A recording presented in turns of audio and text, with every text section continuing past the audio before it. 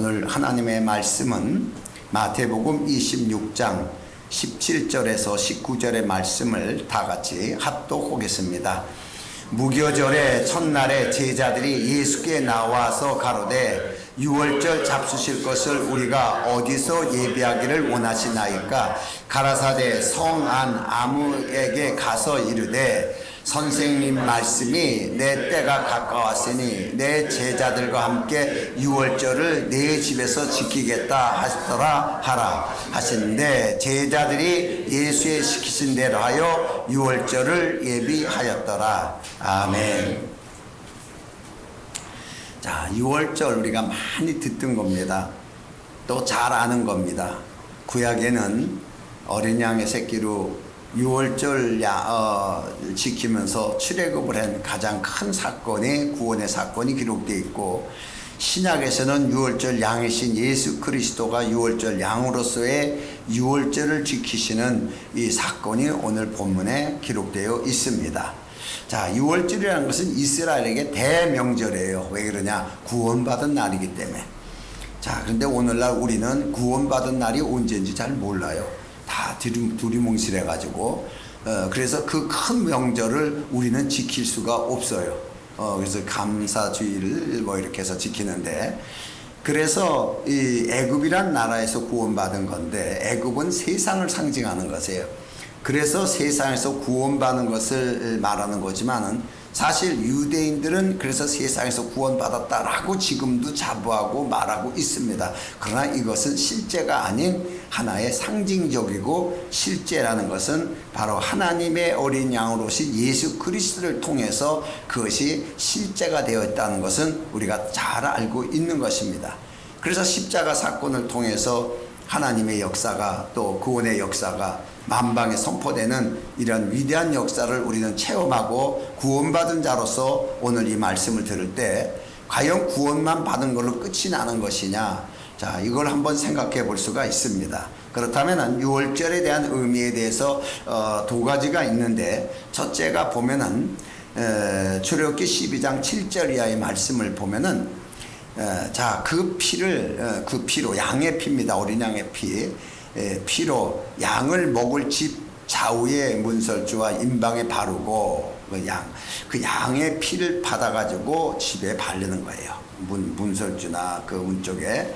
그 밤에 또 그 고기를 불에 구워 무교분과 쓴 나물에 아울러 먹되, 그래서 고기는 또 이제 먹게 됩니다. 그러니까 피는 발라야 되고 고기는 먹어야 되고, 자, 이렇게 유월절을 지키게끔 만들어 놨습니다. 그러나 예수님께서는 공생의 마지막 때에 오늘 본문의 말씀대로 유월절을 지키실 때에 보면은 누가복음 22장 7절의 말씀을 보면은 유월절 양을 잡을 무교절이 이른지라 예수께서 베드로와 요한을 보내며 가라사대 가서 우리를 위하여 유월절을 예배하여 우리로 먹게 하라. 그래서 유월절을 먹게끔 예수님이 준비를 하게 됩니다. 자, 그런데 제자들을 보고 준비하라고 했는데 신기하게 양을 준비한 제자들이 한 명도 없었어요. 너무 신기해요. 우연이 없지만은 그래서 이제 유월절을 시작하는데, 이 유월절에는 특별하게 어린 양이 필요해요. 어린 양이. 그런데 이 유월절에는 요한복음 1장 29절에 그 어린 양이 누구예요? 바로 예수 그리스도가 하나님의 어린 양이에요. 하나님의 어린 양. 그래서 어린 양, 하나님의 어린 양이 유월절 양이 되어서 그 유월절에 제자들을 참여시키는 겁니다. 근데 이것을 제자들은 하나도 몰랐어요. 그냥 예수님이 유월절을 먹게끔 집에 가서 이렇게 집을 구해가지고서 이렇게 준비하라니까 집만 가서 쓰겠다고 이렇게 준비하지, 제자들이 준비한 것은 한 가지도 없었어요. 너무 신기한 거야. 세상 말로 다 개털인지 어떻게 하나도 준비하지 못했어요. 영감이 충만해서 그랬는지 모르는지. 그 예수님께서 예수님 자신이 준비해 가지고서 요한복음 6장 56절의 말씀을 보면은 제자들에게 내 살을 먹고 내 피를 마시는 자는 내 안에 거하고 나도 그의 안에 거하나니. 그러니까 청천벽력 같은 말씀을 하는 거예요. 갑자기 6월절 전통적인 쭉 1년에 한 번씩 지내오던 6월절을 지키는 유대인들입니다. 유대인들이 갑자기 6월절을 지키자 하고 갔는데 양은 어딘지 없고 갑작스럽게 예수님이 앉아가지고서 내 살을 먹고 내 피를 마셔야 된다고 이렇게 얘기를 하니까 이거 정신 하나도 없는 거죠. 우리는 뭐 하도 들어가지고 너무나 이해를 잘해서 이 영감 받아서 하는지 모르지만은 정말 쇼킹한 사건이 6월절 사건이에요. 그런데 또 재밌는 게 양은 어딨냐고 이렇게 얘기하는 사람이 또 한 명도 없었어. 어쨌거나 이상한데 이상하다고 말하는 사람도 한 명도 없었어. 너무 신기한 거예요. 자, 그러면은 이 6월절을 예수님께서 자기의 살과 피로 6월절을 이제 지키게 됩니다. 그러면서 이제 여기서 오늘 중요한 것이 뭐냐면 6월절을 통해서 오늘 제목 그대로 새 날이 제정돼요. 그 다음에 6월절을 통해 가지고서 하나님의 장자가 선택돼요. 장자가. 자, 먼저 우리가 처음에 이 성경에 보면은 출애굽기 4장 22절의 말씀을 보면은 그 출애굽을 시키기 위해서 모세를 애굽에 뒤로 보내면서 너는 바로에게 이르시기를 여호와의 말씀에 이스라엘은 내 아들 내 장자다. 이렇게 장자라고 선택을 했습니다. 자, 그래서 이스라엘이 우리가 하나님의 장자다라고서 여기고 있고 지금도 장자라고 생각을 하고 있습니다. 이스라엘이 자기네가 장자다. 그러니까 이슬람은 아니다. 자기네가 장자다 해서 장자의 싸움이 이스라엘과 이슬람권의 싸움이에요. 그래서 장자만이 아버지의 땅을 소유할 땅을 가질 수 있다. 그래서 모리아 산 땅이 우리 아버지 땅이다. 그래가지고 아브람 땅이기 때문에 장자가 가져야 된다. 그래서 예루살렘을 놓고 싸우는 게 장자, 각자 장자라고 해서 이스마엘 후손과 이삭의 후손이 지금도 전쟁하고 마지막 때 대전쟁이 일으켜지는 게 바로 중동 전쟁이에요. 서로 장자라는 게 서로 장자. 그런데 여기서 이스라엘을 장자라고 말했지만은 이거는 아브람을 선택한 아브람의 후손입니다. 아브람이 이 세상 속에 장자로 선택을 했습니다. 하나님이 많은 민족 중에 선택된 자예요. 이게 선택됐다는 장자예요. 선택됐다는 것이. 그래서 아브람의 민족이었고 그들의 후손이었기 때문에 하나님의 약속 때 그들을 장자라고 이렇게 말을 했습니다. 그런데 이들이 진짜 장자가 아니라 장자로서의 권위를 다 잊어버리고 애굽에서 종노릇하면서 살게 됐어요. 장자의 권위가 하나도 없이 다 잊어버린 거예요. 그러니까 하나님이 이들을 다시 구원시키면서 정말 하나님의 새로운 장자의 탄생, 새롭게 장자의 탄생을 선포하는 것이 바로 6월절이에요. 6월절에는 새 날과 장자에 대한 굉장히 중요한 두 가지의 의식이 숨어 있어요. 그래서 고린도전서 5장 7절의 말씀을 보면은 너희는 누리기 없는 자인데 새 덩어리가 되기 위하여 묵은 누룩을 내어버리라. 우리의 6월절 양 곧 그리스도께서 희생이 되셨느니라. 그러니까 그리스도의 살과 피를 먹음으로 말미암아 새롭게 이제 탄생되는 하나님의 장자의 역할을 하는 것이 바로 6월절의 모습이었습니다. 그래서 6월절에 먼저 양의 고기를 먹어요. 이 양의 고기를 먹는다는 것은 양과 나와 하나가 된다는 게 하나. 양과 나와 하나다. 자, 하나님의 장자라면 하나님과 하나가 돼요. 장자와 하나가 돼야 돼요. 장자로신 그리스도와 하나가 돼야 돼요. 그래서 6월절 양은 하나가 되는 의식이에요. 또 6월절 양의 피로다가 문지방에다 발랐습니다. 자, 그래서 그 집에 피가 있었습니다. 피가 발려진 집이에요. 유일하게 피가 있는 집. 그 피가 있는 집에는 생명이 있는 집이에요. 생명 있는 집, 피에는 생명이 있다 그래서 그 생명 안에서 그 집에서 나오는 거예요. 그 집에서 문짝 발랐으니까 문짝 떼어갖고 나오는 게 아니라 그 집에서 나오는 거예요. 출애굽을 할 적에 반드시 그 집에 있다가 나와야 돼요. 밖에 있다가 다 죽습니다. 장자는. 그래서 그 집에 있다가 나와야 돼. 그래서 나올 적에 이들은 어떻게 나온 거예요? 어린 양의 생명 안에서 나오는 거예요. 어린 양의 피의 고기를 먹어서 어린 양이 됐어요. 그 어린 양의 피로 발랐어요. 어린 양의 생명 안에서 나온 또 하나의 어린 양의 생명이에요. 이게 바로 유월절이에요. 굉장히 중요한 겁니다. 새롭게. 자, 그래서 출애굽기 12장 1절 이하의 말씀을 보면은 여호와께서 애굽 땅에 모세와 아론에게 일러 가라사대 이 달로 너에게 달의 시작 곧 해의 첫 달이 되게 하고, 그래서 유월절이 첫 번째 달입니다. 이스라엘의 이게 유대력입니다. 그래서 이 이스라엘이 첫 번째 달력을 만들게 돼요. 그동안에는 애굽 달력을 썼습니다. 애굽 달력을 쓰지 않고 이제는 유대력을 쓰게 하나님이 그 시점을 말해줬습니다. 이게 이제 생긴 유대력이에요.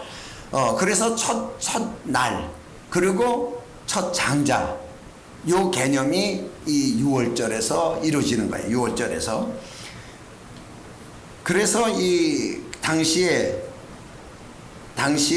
이 장자에 대한 이 권리가 출애굽기 12장 35절 이하의 말씀을 보면 권리가 이제 생겼어요. 자, 유월절을 지냈어요.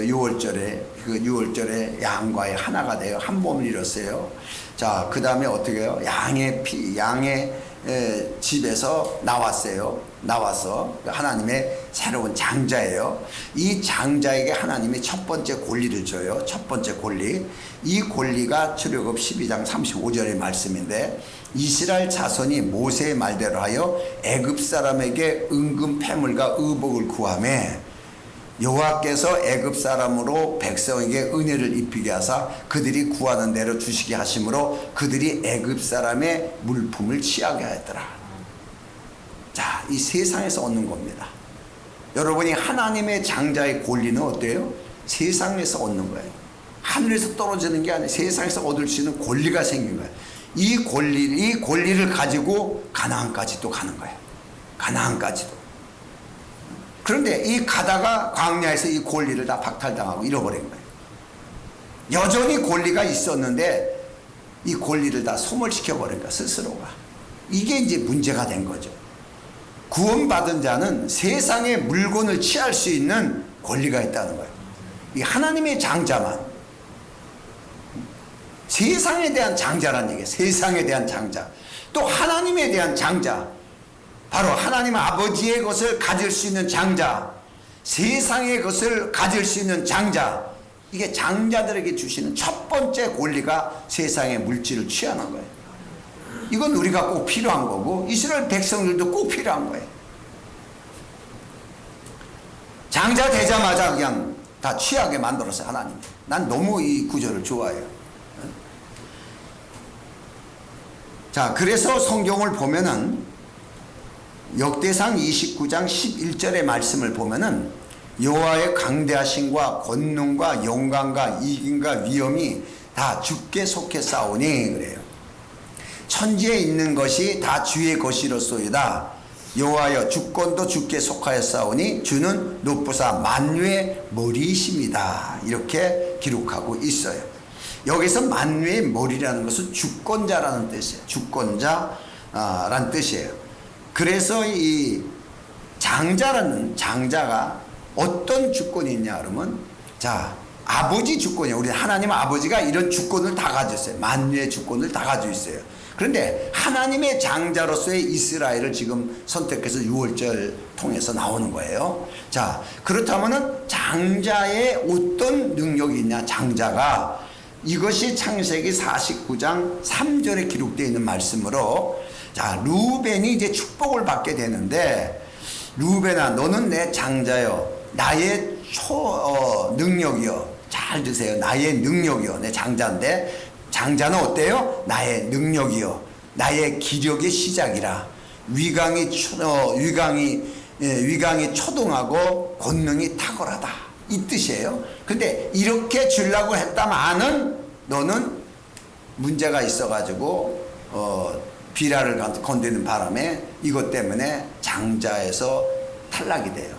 그러니까 원래 장자에게 주시고자 하는 것이 하나님의 능력이요, 기력의 시작이요, 위강에 초동하고 권능이 탁월한 것이 바로 장자가 가질 수 있는 최고의 권위예요. 능력이고, 이게 하나님의 주시는 거예요.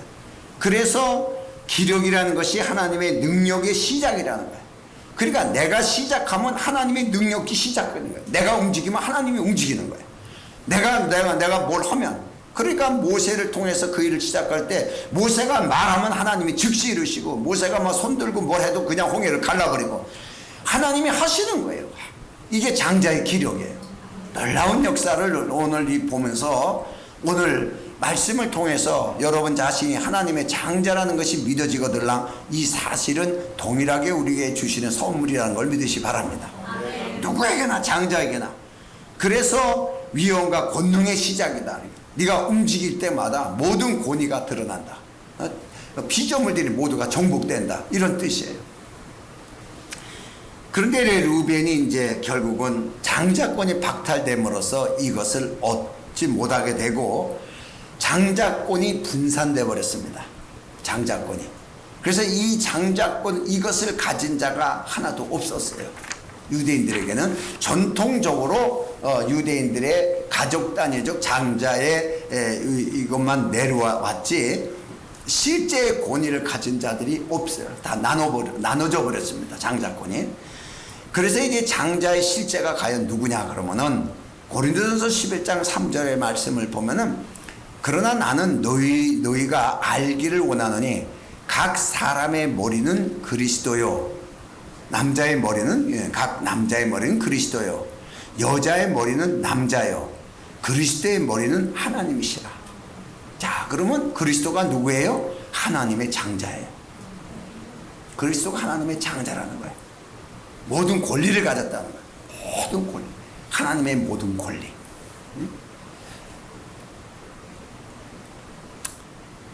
자, 그래서 예수 그리스도 머리는 하나님이에요.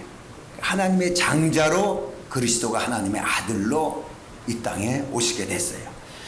그리스도는 사람의 모습으로 오셨지만은 사실 세상에 대하여 왕으로, 하나님께 대하여는 대제사장으로 직분을 수행하시러 오신 거예요. 그래서 이 세상에서는 왕 같은 하나님이 주시는 권리, 장자의 기력, 장자의 권리, 고난, 능력, 이걸 가지고 마음껏 행사하신 분이 그리스도예요. 그래서 세상을 정복하고 세상을 이겼다고 이렇게 말씀하시는 거예요. 세상을 다 그래서 그 세상에 대해서는 왕의 위협을 이루시게 되고, 그 다음에 제사장의 직분으로서 자기를 하나님께 드림으로 모든 자들을, 온 세상 죄를 짊어지고 구원시키는 위대한 역사를 이루어 놓은 것을 볼 수가 있어요. 제사장은 뭐하냐? 바로 백성들의 죄를 사하기 위해서 있는 분이 바로 제사장이에요.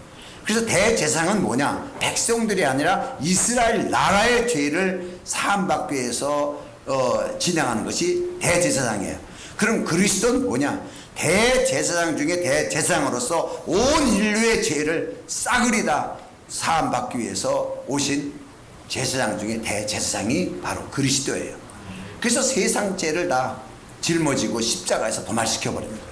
이 역할을 하고서 결국은 마태복음 28장 18절의 말씀대로 예수께서 일러가라 사대 하늘과 땅의 모든 권세를 내게 주셨으니, 그래서 하늘의 기업, 땅의 기업을 다 가지신 완벽한 장자로서의 권위를 회복하신 분이 예수 그리스도예요.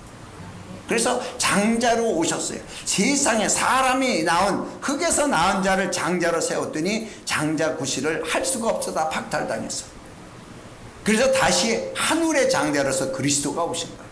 그래서 모든 장자로서의 역할을 다 수행하고 이걸 회복해요.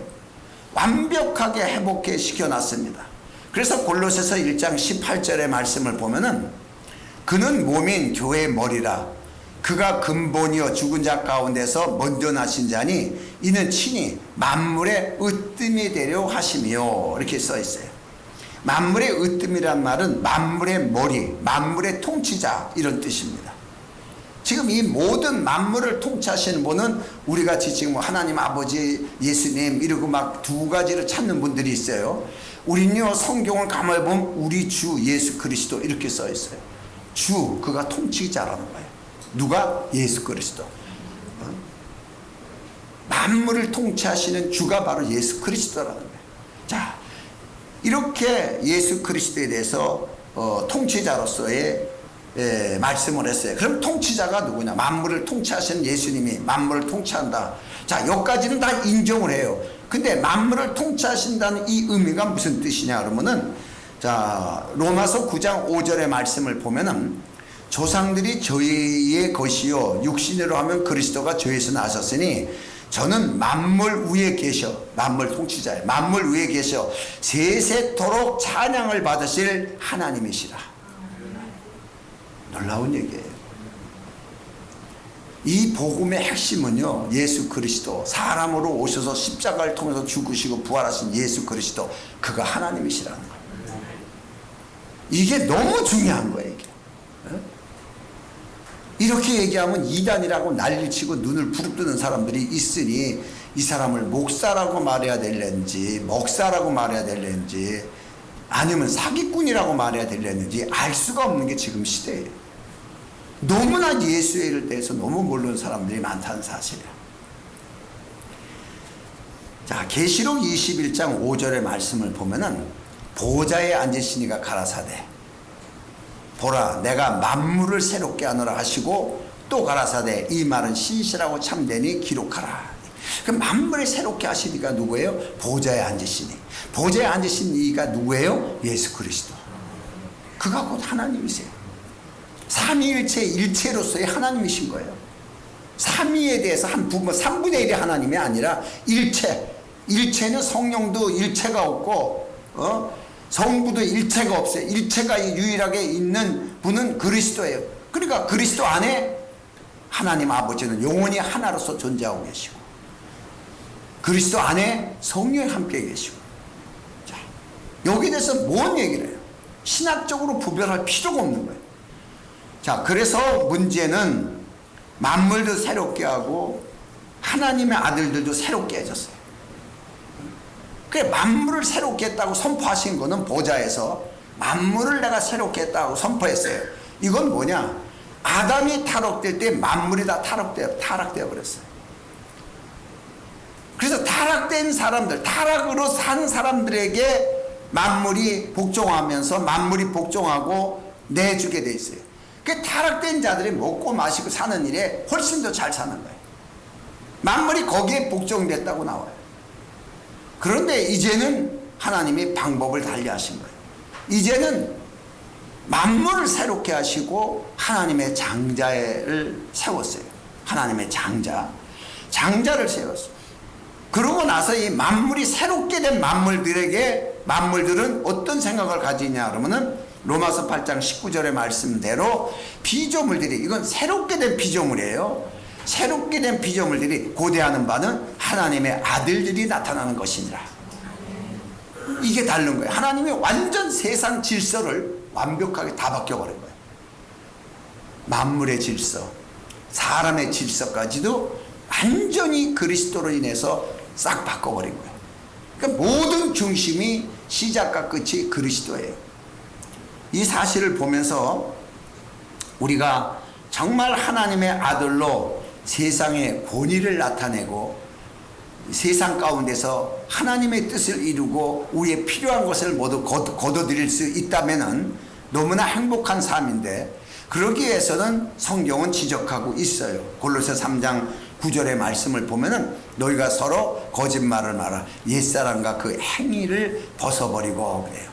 예, 거짓말은 내가 무슨 말 거짓말, 나 거짓말이야, 난 참말이야, 난 진리야, 뭐 이렇게 사람들 다 그렇게 얘기해요. 옛사람에서 나오는 성품은 다 거짓이에요. 왜냐? 진리가 아니니까. 여러분, 진리만 참이란 뜻이에요. 진리만 진짜란 얘기예요. 참. 그 다음에 진리가 아니면 다 비진리가 돼요. 비진리는 다 거짓이에요. 그러니까 세상 사람들이 아무리 착하게 살았어도 하나님 입장에서 볼 때는 거짓된 자예요. 아무리 착하게 살았어도. 그러니까 여기에서 우리가 정말 거짓되지 않으려면 진리를 살아야 되는데, 진리 안에서의 살기 위해서는 옛 성품과 옛 사람의 모습의 행위를 다 벗어버려야 돼요. 이게 여러분의 싸움이에요. 이게 전쟁입니다. 믿음이 없어서 안 되는 게 아니고 옛성품, 옛사람으로 적용하는 거예요. 이 적용할 때 옛사람으로 적용하면은 하나님도 도와주지 않고 세상 피조물도 옛성품으로 대우하면은 옛사람으로 나오면은 하나님의 사람으로 보질 않아요. 그래서 이 피조물도 거기에 굴복되지 않는 거예요. 여러분, 애만 쓰고 끝나는 거예요. 여러분, 물질에 부족해서 쪼들리는 사람이요, 이 관계를 우리가 잘 알아야 돼요. 하나님의 사람으로서의 권위를 가지고 적용해야지, 진리로 적용해야지. 옛성분 옛사람으로 물질 적용하면은 애굽에서 사는 거하고 똑같아요. 노동해가지고 그냥 얻어먹는 거예요. 일당 받아가지고 얻어먹는 거예요. 여러분, 이렇게 사는 사람이 그럼 잘못 사는 거냐라고 말하는 게 아니라 우리는 하나님이 주신 분복을 더 크게 잡아서 넘어가야 되는 거죠. 그래서 모든 게, 나는 항상 얘기하지만은 항상 주인이 역할을 하는 거예요. 주인 역할, 경영자가 되는 거예요. 모든 일에 경영권을 가지고 경영을 배우고 경영자가 되는 것이 그리스도인의 원칙이지. 그래서 가나안 땅에 가서도 가나안 사람들은 다 종살이 하듯이 월급쟁이 된 거예요. 종살이하는 다 월급쟁이 만든 거예요. 이 이스라엘 백성들이 다 주인으로서의 경영자가 된 거예요. 이게 가나안 땅 원리인데 여기서 또 타락하니까 또 바뀌잖아요. 전부 다 하나님의 원리를 알아야 돼요. 장자의 원리, 장자에서 장자의 원리, 경영자의 원리예요. 이것을 여러분이 알아야 놓고 기도하고 적용하고 시인하고 움직이지. 이걸 모르면은 그냥 세상 사람들하고 똑같이 사는데 세상에 물질을 줘요? 안 줘요. 옛성품으로 여러분이 적용하면 절대 물질 안 줍니다. 반드시 하나님의 아들의 성품이, 하나님의 아들로서의 장자의 권위를 가지고 표현하고 적용해야 피조물들이 굴복하게 되어 있어요. 이게 원리입니다, 이것이. 자, 그래서 여러분이 부자 되려면은 이 원리를 잘 알아야 되는데, 이 싸움이에요. 마귀는 옛 성품을 자꾸 집어넣어줘요. 그렇게 해도 괜찮다. 다른 사람 다 그렇게 하는데 왜 너만 툭칠 나냐? 괜찮아, 다 이래봐. 이렇게. 이게 옛 성품을 집어넣는 거예요. 옛 성품을 자꾸 집어넣어줘. 유혹이죠. 사단은 아직까지 우리를 유혹합니다.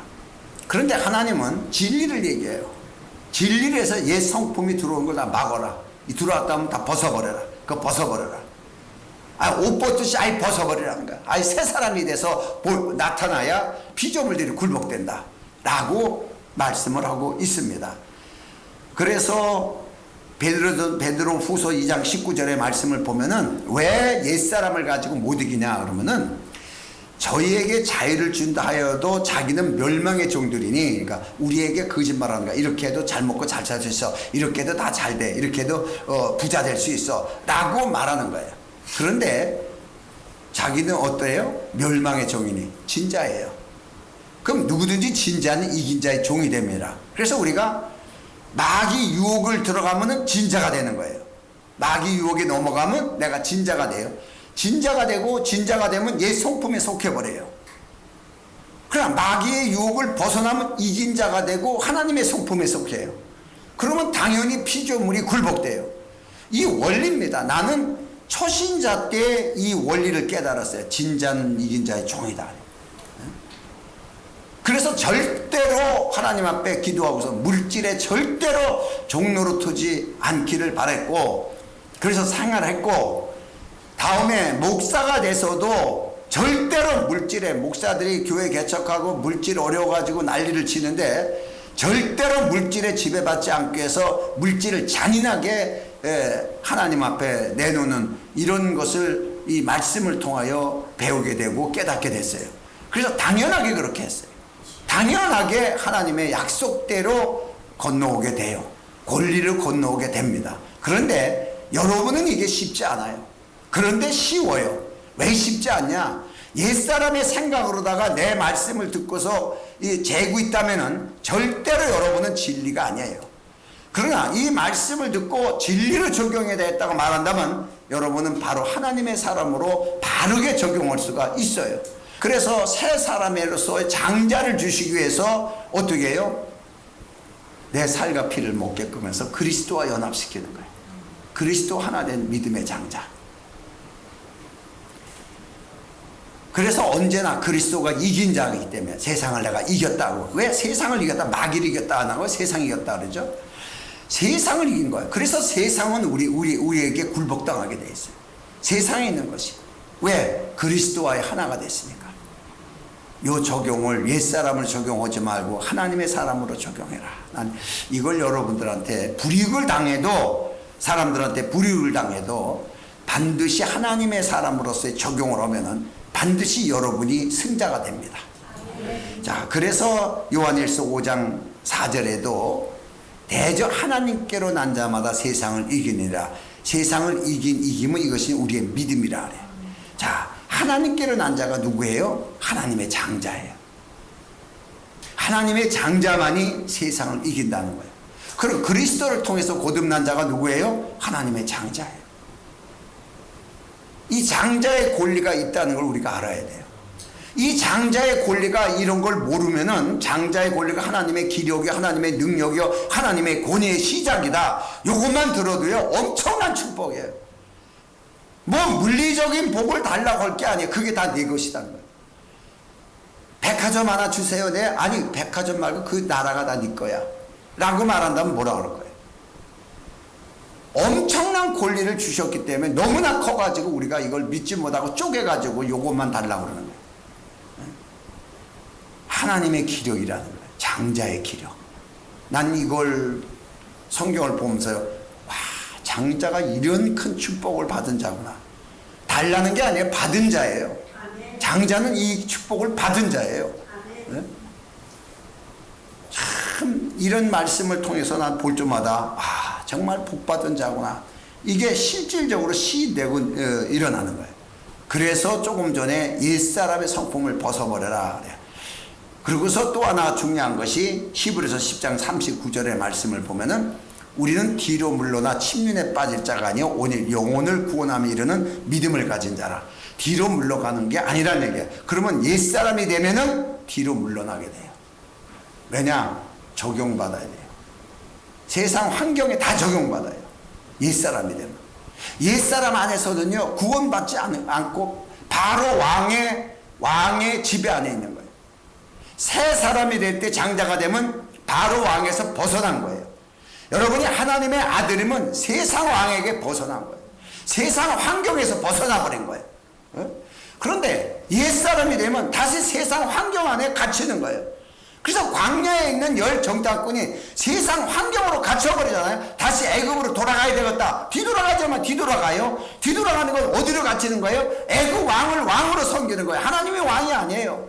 옛 성품에 그대로 섬기는 거예요. 옛 성품에 그대로 빠지는 거예요. 이걸 하나님이 아주 진노하신 거예요.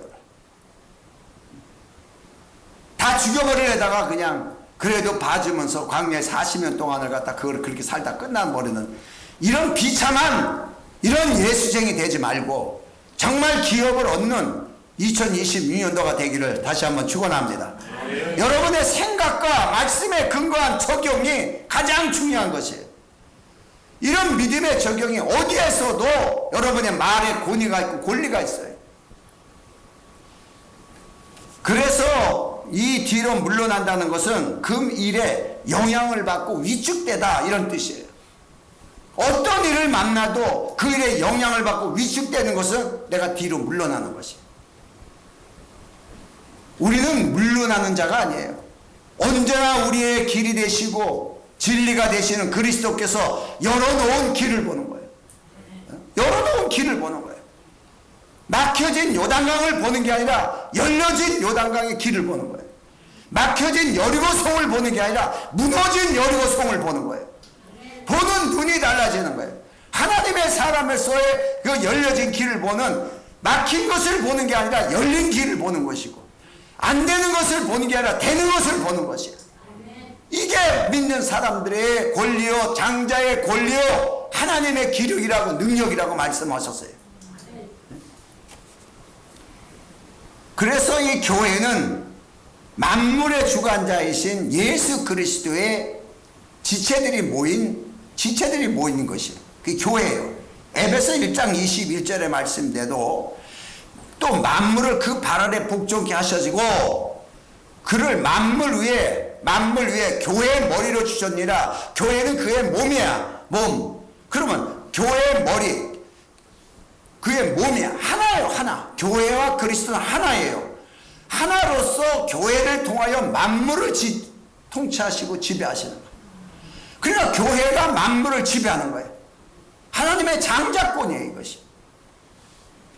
그러니까 장자는 장자의 권위가 있는 거예요. 장자의 권위. 그 장자의 권위는 어떤 곳에서도 위축되지 아니하고 가나안 땅을 정탐한 갈렙처럼 정말 하나님이 열어놓은 길을 보는 거야. 저들의 신은 떠났다. 하나님은 우리의 하나님이시다. 저들은 우리의 밥이다. 그들의 능력과 영향력이 다 별 볼일 없다는 걸 벌써 이미 아는 거예요. 그 영향력이 나에게 크게 미치는 것이 아니라 별 볼일 없다는 거예요. 하나님의 사실을 볼 수 있는 눈이 열려지는 거예요. 그래서 요한복음 10장 35절의 말씀에도 보면은 성경은 패하지 못하나니 하나님의 말씀을 받은 자들을 신이라 하였거늘. 세상을 통치하는 신적 존재가 바로 하나님의 말씀을 받은 사람들이에요. 하나님의 말씀을 받은 자를 신적 권위를 줘서 세상을 통치하게 했는데 이 사람이 누구냐? 바로 모세였어요. 예수님은 말씀이 육신되어 오신 분이고 모세는 하나님의 말씀을 받은 사람이에요. 하나님의 말씀을 받아가지고 세상을 상징하는 애굽을 통치하고 지배한 사람이에요.